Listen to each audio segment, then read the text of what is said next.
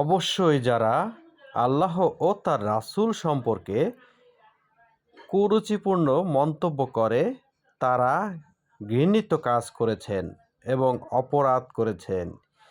তাই পৃথিবীতে শান্তির জন্য আইন করা উচিত যেন যেন কেউ অন্য ধর্ম সম্পর্কে খারাপ বা কুরুচিপূর্ণ মন্তব্য না করতে পারেন। আর মুসলমানরাও যেন কোরআনের সাথে না মিলে এমন মন্তব্য থেকে বিরত থাকেন এবং না বলেন। এটাই হলো মঙ্গলের কাজ। আমরা কোনো এবং কেউ অন্য ধর্ম সম্পর্কে কোনো খারাপ মন্তব্য করব না এবং এমন কোনো মন্তব্য করব না যেটা তারা আঘাত পায়, এবং আমরা নিজেদের ধর্ম সম্পর্কেও এমন কোনো মন্তব্য করব না যেটা কোরআনের সাথে না মিলে।